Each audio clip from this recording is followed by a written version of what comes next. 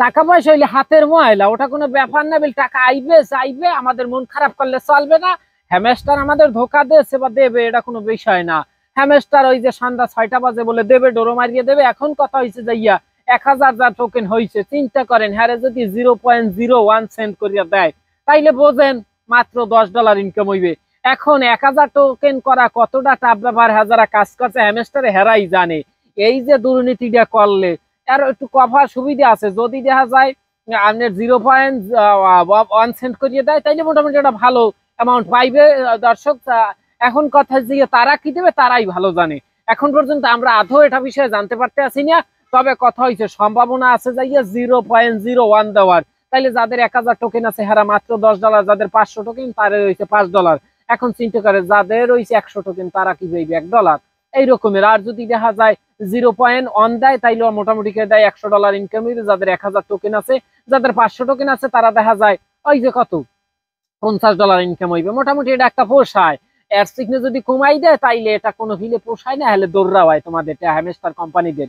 কত কষ্ট করিয়া পোলাপান দেখা যায় খাইয়ে না খাইয়ে কাম করছে, অনেক সেমরিয়া ভাব লইয়ে দিয়েছে সেখাই বুঝিয়ে যে বেড়া আমি দেখাই দেবো, আমি টাকা ইনকাম করতে আসি, আমি 26 তারিখ পর দেখা যায় আমি মার্কেটিং করবো, এই 27 তারিখ কত মানুষ মানে বিভিন্ন ধরনের ড্রেস মেরেস দিয়ে থুইছে বুঝছেন। অনেকে আবার অনলাইনে অর্ডারও দিয়ে দিয়েছে। হ্যাঁ, মালটা ওই 25 তারিখ অর্ডার দিয়েছে, 26-27 তারিখ মালটা ওই 28 তারিখে ইয়াতে পৌঁছাইবে, টাকা মারবে আর মাল রাখবে।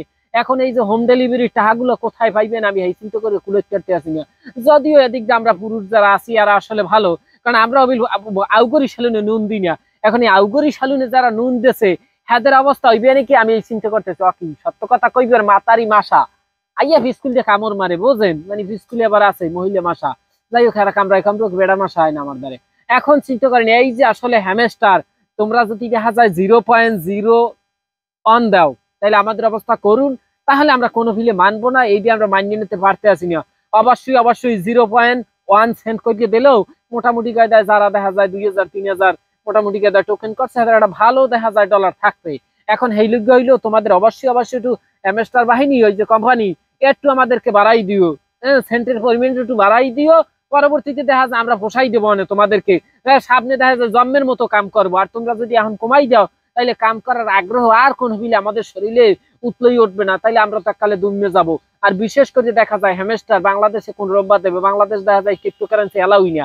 আর যেসব রাষ্ট্রে ক্রিপ্টোকারেন্সি এলাও হেরা কদ্দুর পাইবে হলে চিন্তা করেন। আর আমাকে দুর্নীতি করিয়ে যাই হোক আর কি হলে হ্যামস্টার আমাকে বাংলাদেশে নাও দিতে পারে। দাদু তো গাছ দুইটা ধরছি ভাও দুইটা করছি টাহারা একটু সুন্দর পাইবে বুঝাই দিই। এইরকমের দুর্নীতি করিস না। অনেক মানুষ আছে এই হ্যামস্টারের উপরে নির্ভরশীল। এখন চিন্তা করতে আছে এই আজকে যদি টাকাটা না দাও কালকে অনেকের দেশ ছাড়া লাগবে, পলান লাগবে, এই ধরনের বিভিন্ন ধরনের সমস্যা হইতে হবে।